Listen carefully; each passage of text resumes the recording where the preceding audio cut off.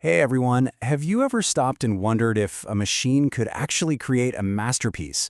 Well, today we're diving into that deep and sometimes pretty intense relationship between art and technology. From the simplest paintbrush to the most complex algorithms, tech has kind of always been this silent partner in creativity. So let's see just how deep that connection really goes. And that really brings us to the big question, the one that's at the heart of our whole explainer today. Is technology this big, scary threat to what it means to be an artist? Or is it actually its greatest accelerator, the thing that's going to launch creativity into the future? It's a debate that's been going on for a long, long time, and honestly, it feels more important right now than ever before.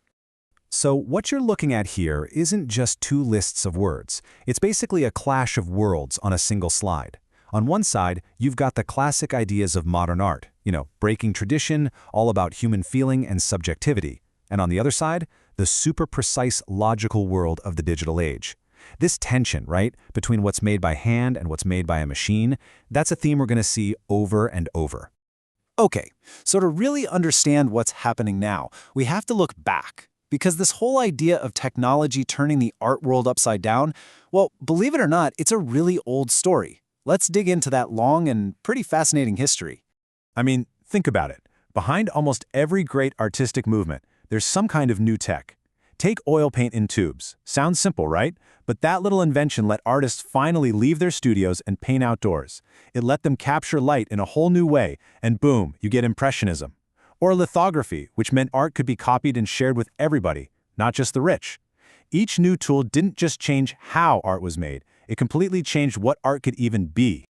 And maybe no piece of tech shows this better than the camera. When it showed up in the 19th century, it was like a seismic shock to the art world. It was the first great disruption, and it's a perfect parallel for what's happening in our digital age. This was such a pivotal moment. All of a sudden, you have the camera, which can capture reality perfectly, and that meant painters were liberated. They didn't have to just be human copy machines anymore. They were free to explore what was inside their own heads, not just what was in front of their eyes. They could start chasing light, playing with color, capturing a feeling, and that led directly to movements like Impressionism. The camera didn't kill painting at all. It set it free. And it wasn't just about creating the art. It was about sharing it with everyone. The four-color printing process, absolutely revolutionary. Just think about it for a second. With just these four colors, cyan, magenta, yellow, and black, printers could suddenly recreate the entire rainbow on a page. Every colorful magazine, every vibrant movie poster you've ever seen, it all goes back to this simple process. It totally democratized color and reshaped our entire visual world. So, just like the camera redefined what painting was for, the next huge leap in tech would redefine the very act of creating.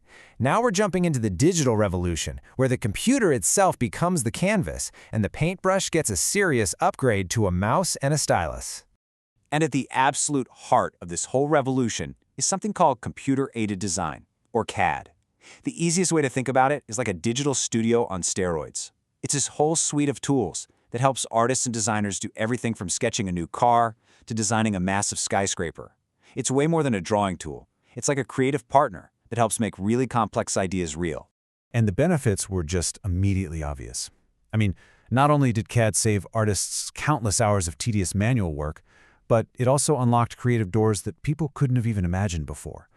Think about some of the wild, flowing architecture you see today, or the insane special effects in movies.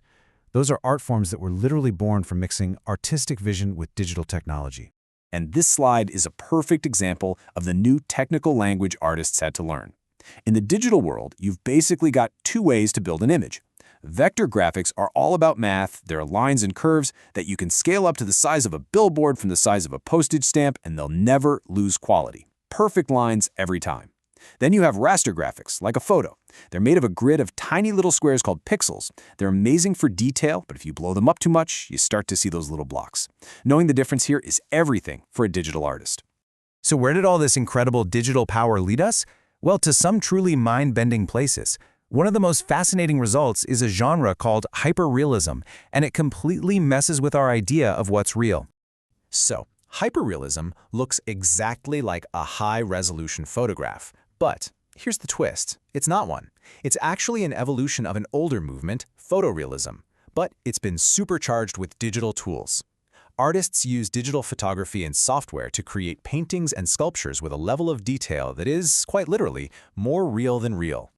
The philosopher Jean Baudrillard just absolutely nailed the idea with this quote. See, hyperrealism isn't about perfectly copying a photo. It's about creating a reality that never existed to begin with. A flawless, perfect, high-definition simulation that feels more real than the messy, imperfect world we actually walk around in. So that's the crucial thing to get here. Hyperrealist artists are masters of manipulation. They use digital tools to build a scene from the ground up, perfecting every single texture, every reflection, every bit of light in a way that reality just can't. So when we look at one of these pieces, we're being confronted by a perfect illusion that makes us question what's true and what's not. All right, after all this talk about machines and pixels and simulations, it's pretty easy to get a little lost. But this brings us to our final, and honestly, our most important point. What about the human being in the middle of all this? Ultimately, this is really what it all boils down to. A paintbrush doesn't create a masterpiece, a camera doesn't compose a photograph, and a computer does not have a vision, inspiration, intention, emotion. That's the soul of creativity.